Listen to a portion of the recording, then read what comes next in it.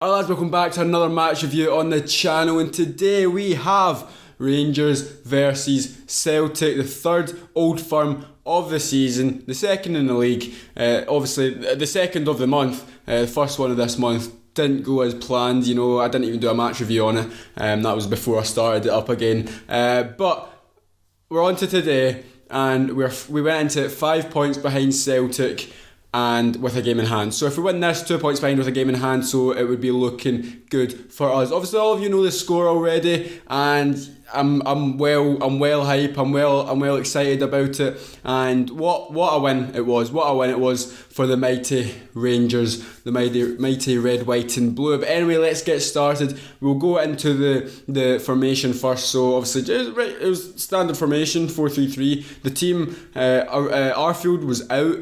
Defoe was out, and then Morelos and Davis were in. I obviously expected Morelos to be back in for Defoe, but did I say Morelos was out? Defoe and Arfield were out, and Morelos was in, which was expected. Davis in for Arfield. I thought maybe he would put Davis in for Camara or just leave the same midfield three as he did against Kilmarnock. But regardless, Davis came in after being out out because of injury for a little while, and he played magnificently in the midfield. We started the game off brilliantly. First 10-15 minutes, first 30 minutes, we were by far the better team.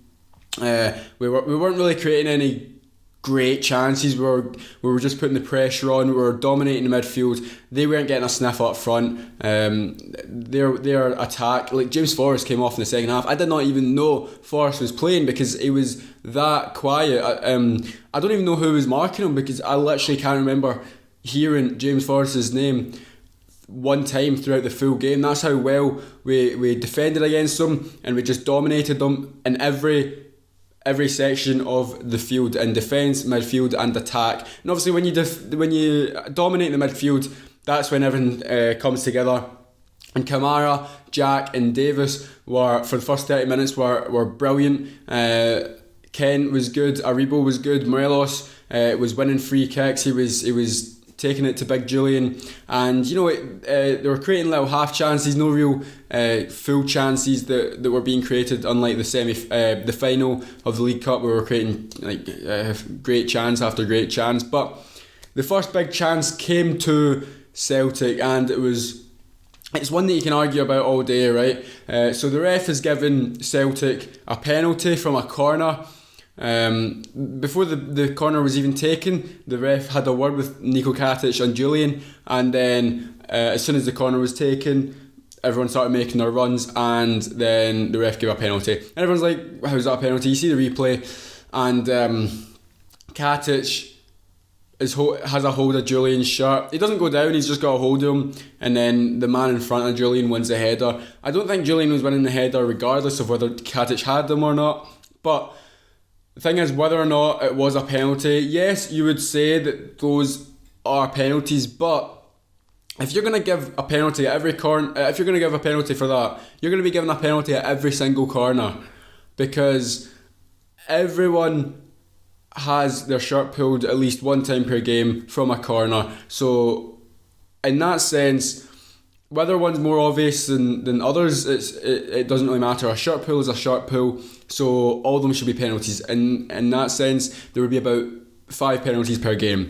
So, you can argue about that all day. Yes, a shirt pull is a penalty, but whether you're giving them from a corner, I know it should make a difference whether it's from a corner, but it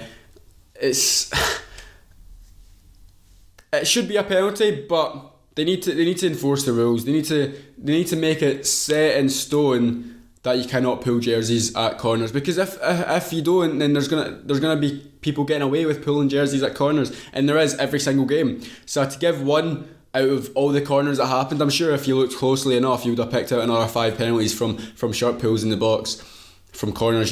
So it's inconsistent, but I do think that those should be penalties, but if you're going to give one, you have to give all of them. Yeah. So Ryan Christie steps up from the for the penalty, and Al McGregor does what he done against Georgios Samaras.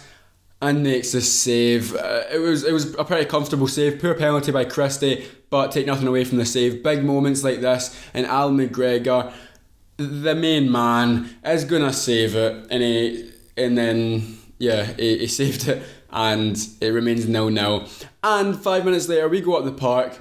Barisic down the left hand side, he fizzes it across to Ryan Kent. First time, left foot, posting in, and it is a goal to Rangers. Get it in, son. Ryan Kent with some mad celebration. I don't know if he's referring to his friendly chavs, but it was an odd celebration. I don't know what it means, but it doesn't matter what it means, because we were 1-0 up at the time, and Ryan Kent has just banged it in. It was actually a really difficult shot to take. I mean, on his weak foot, obviously Ryan Kent is so two-footed, it's unbelievable. But on his weak foot, and he just wraps his foot around it and just puts it into the back of the net, posts it in. No chance for Forster.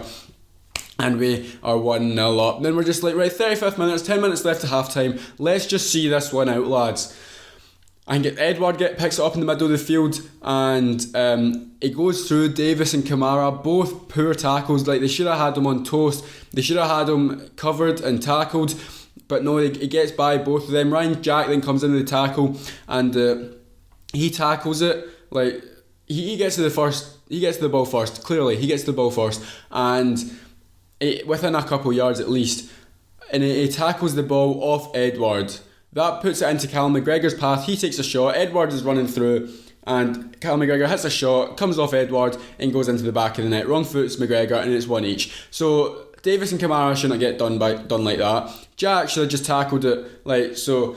Edward's running this way, right, and Jack comes in this way for the tackle, and he tackles it that direction. If he's running that way for the tackle, he should just tackle it that direction, get the ball over there and away from the centre of the field. But he doesn't. Comes to Cal McGregor, has a shot, comes off Edward and goes into the back of the net. But the thing is, it comes off Edward, it comes off his hand, yeah, and it's a handball. So he shouldn't have stood, but it did stand. The commentator Andy Walker said his hand's by his side. No, it wasn't. When he was in mid motion running, yeah, your hand isn't by your side mid motion running. He was running, came off his hand, and then he brings it in, right? So his hand's out here, not here. Like, so say I'm up a bit, it's like down by his side. You can't see on the camera, but it was not by his side. There was a gap between his body and his arm, and it came off his hand and went to the back of the net. So it shouldn't have stood. And this is when people would say, oh, but VAR should be in Scottish football now because of things like that, and because of the offside goal against us in the cup final. I do not want to see VAR anywhere near Scottish football. I hate VAR. It's ruining football, right? That's my opinion. We're not going to talk about VAR, but if you watch Match of the Day last night, then you will see why VAR is ruining football. But anyway, let's keep it going. They got a goal. It's one each, and we have to start from scratch. We couldn't even hold on to the lead for 5 minutes, so it was really frustrating how Jack, Davis and Kamara both lost the tackles, and then the handball goes in. So alright, one each, half time. Let's get back into it. Let's start on the front foot again, and that's exactly what they've done. First 10 minutes of the second half, we get right back into them, and we're right back on top, because when they get the penalty and when they scored, they were back into the game a little bit. Whereas the first half hour we dominated. First 10-15 of the second half, we're right back on top, and we're creating a few more chances. 50th minute, Kent on the left hand side swings it into Morelos. Morelos, can he get his first goal against Celtic? No, he can't. He skies it over the bar, and he's about 3 yards out. It's just something about Morelos and scoring against Celtic that is not going to happen. It's unbelievable. If that's against any other team, he's scoring it, but I don't know what it is. But a few minutes later, we've got a corner that arguably shouldn't have been a corner, but is what it is. We got a decision against us in the first half, so we get a decision against us for us in the second half. So we get a corner against us. Right, it might have came off a Rangers body, but Joe Aribo was being pulled down in the box by Scott Brown. So that inconsistency from was it Clancy? I think it was the inconsistency from giving the penalty to Celtic to not giving it to us. I mean, yeah, we got the corner from it, but Joe Aribo literally got pulled down from Scott Brown. I think it was Scott Brown. So that should have been a penalty because it was the same incident as Katic and Julian that got the penalty for Celtic in the first half. So that's the inconsistency I was talking about, because if you're going to give one, you're going to be giving about 5 throughout the game. But anyway, from the corner, Barisic is going to cross it in, and there's big Niko Katic onto it and heading it into the front post where Celtic had no defenders sitting. Why you should have it on the front post and the back post. And yeah, I forgot to mention, Davis cleared one off the line from a corner. I think it was Julian that headed it, and Davis is there on the line to clear it away. He also had another one in the second half, so that is evidence why you should have players on the posts at corners, and it's more evidence as to why you should have it, because Katic headed it and it went in between the keeper and the post, obviously, where a defender may have cleared it, but they didn't have that, and Katic got his goal, 2-1 to Rangers, and we are back on top. And it was a pretty nerve-wracking last 30-35 minutes for us. About 35-40 minutes because added time as well. But we restricted them so much. They barely had any chances. We kept on stealing the ball. Like, if this was like 2 seasons ago and we are winning 2-1 and they're on the attack looking for that equaliser, you know, there's going to be spaces opening up everywhere in our defence. There's going to be gaps that they can run in behind. But we closed that out. We didn't even let them get to that stage where they can get in behind. We stopped them. We tackled them in midfield. Kent, Aribo, they were actually tackling, winning the ball back for us and getting us up the field, putting pressure or taking pressure off our defence, off our midfield, and getting the team up the park. So they were good for that today. And then Morelos was up there to try and just hustle as much as he could with the defenders. Try and just get the team up the park. Try and create anything that he can. But honestly, they didn't have any clear-cut chances in the second half. We saw it out comfortably, and like from when we were dominating in the first half to when they were essentially dominating in the second half, there was such a clear difference. We were actually getting in the box and getting shots off, whereas they weren't. They were maybe getting some dangerous crosses in, some free kicks around the box, but nothing to really worry the defence. I mean, obviously watching as a fan, you're going to be worried about anything that's happening, but we handled it well. Edward had a shot from outside the box which was comfortable for McGregor. That's like the only save that I can really recall from the second half, but we saw it out comfortably, and it was 4+ minutes. And I do want to say, there was a few yellow cards. Morelos got one for nudging Scott Brown in the back. It's a bit soft, right? But anyway, Bolingoli got one for stopping a counter-attack, right? 10 minutes later, he does the exact same thing. He stops a counter-attack and he doesn't get booked again. If he wasn't on a yellow card, he would have got a yellow card. But he was on a yellow card, so why is he not getting another yellow card? That's a yellow card offence. So just because he's on a yellow card, he gets away with it. He doesn't get a yellow card. Bolingoli should have been sent off for a second yellow for pulling back Morelos. I think it was Morelos. And the man who ended up getting sent off was Morelos. In the 90+5th minute, he hustles, just as I said, he was hustling. He gets up the park. He seems to be one-on-one with the keeper, but it's Frimpong that comes out of nowhere, gets a good block in, comes back to Morelos, and it is Encham behind him, and Morelos goes down looking for the penalty. And I've got to say, it wasn't really a penalty. It was a blatant dive from Morelos, second yellow card. And it's disappointing because he went up until the Motherwell game and didn't get any red cards. He got sent off against Motherwell and then he sent off against Celtic. So, and that's within 2 weeks of each other. So it's kind of disappointing. We thought it was better, but he got sent off. He should have just taken a shot. The shot was on. He had a 1-on-1 and he dived. So he should have just had a shot. If he was that desperate to score against Celtic, he would have taken a shot. But he got sent off, and then they played on for another minute. It went to 90+6, and then we saw it out comfortably. We got the dub, we got the win. We're sitting 2 points behind Celtic now, but with a game in hand. And it was such a good performance from the lads. It's so difficult to pick out a man in the match from that performance because everyone played with their hearts. Everyone played with so much pride in the shirt and the badge with the club. It was great to watch. Barisic did get 2 assists, but I mean, McGregor saved the penalty and he played brilliantly, couldn't done anything about the goal. Katic and Goldson were solid as a rock. You got Tav, who played brilliantly on defence and attack. One thing about Barisic, Frimpong maybe had him a couple times beaten, but he done more than enough good to cut out that bad.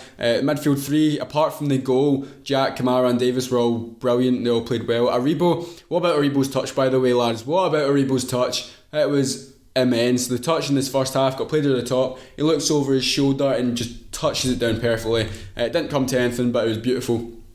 Kent with the goal, played well, and then Morelos, he was playing well. He's just great. Like, people were calling for Defoe to go on as a sub, but Defoe doesn't bring you that. Defoe doesn't bring you what Morelos brings you. Morelos brings you against two big centre halves. Morelos can bully them. Defoe isn't going to do that, right? Morelos is a player you want when your back's against the wall to play it up to him, and Morelos is just going to hold it up. Defoe doesn't do that as well. So I see why Gerrard didn't bring on Defoe, but Defoe also wouldn't have dived for a penalty. Anyway, lads, 2-1. First Old Firm win of the season, and this time last year, 365 days ago, we were on the end of another Old Firm win. We won 1-0 at Ibrox, the game I was at. So yeah, it was.